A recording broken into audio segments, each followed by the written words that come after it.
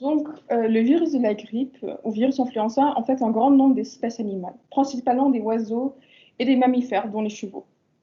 Deux types particuliers infectent les équidés.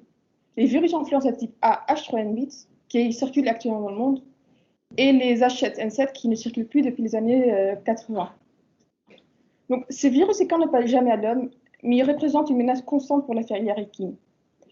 Quand les chevaux sont infectés, ils développent une forte fièvre, un fort toux, ils sont enrhumés, ils ont des courbatures, ils perdent l'appétit, entre autres. Et ces virus touchent les voies respiratoires supérieures, pouvant laisser le cheval malade vulnérable à des infections opportunistes. Donc, et heureusement, la maladie n'est pas mortelle chez l'adulte sain, mais elle est extrêmement contagieuse. Un cheval malade peut, en une demi-journée, contaminer toute une écurie. Donc, la propagation de cette maladie est en plus facilitée par les déplacements de chevaux lors des compétitions et exportations d'élevage. Et comme vous pouvez voir, pour le repos total nécessaire, la convalescence peut être très longue.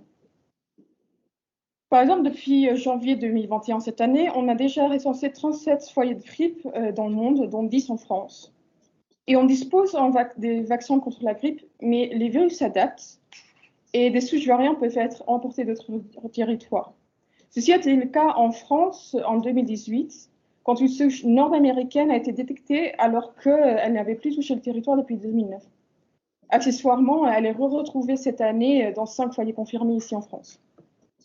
Donc, les virus influenza et 15 circulants qui ont émergé ces dernières années sur le continent européen ont une virulence qui est plus marquée que ce qu'on avait avant et leur structure antigénique est assez distante des souches vaccinales, ce qui rend en fait, les vaccins disponibles moins efficaces. C'est ce que vous pouvez voir dans l'image tout en bas. En fait, c'est l'imagglutine, c'est une glycoprotéine qui est un récepteur.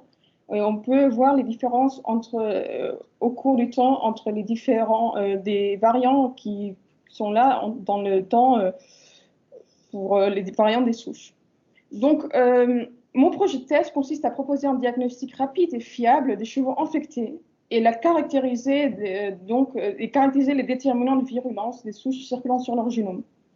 Donc, pour cela, une technique innovante de séquençage qui permet d'avoir des lectures longues des génomes sera utilisée pour établir des cartes génétiques complètes des variants circulantes.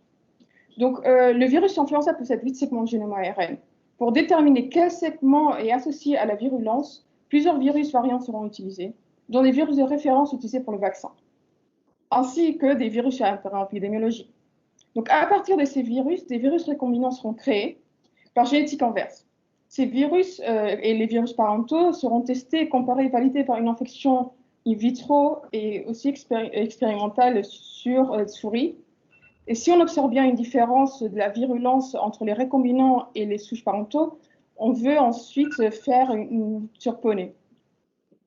Donc, les résultats de cette thèse permettront de proposer un outil de diagnostic rapide et efficace pour détecter les cas de grippe, et surtout quelque chose qui n'est pas fait actuellement, qui permet d'identifier simultanément les souches et les variants grâce à la technique du séquençage. Et l'objectif, in fine, est de faciliter le suivi et la gestion des épizooties futures, en permettant par exemple d'actualiser de façon régulière le vaccin pour qu'il soit plus efficace.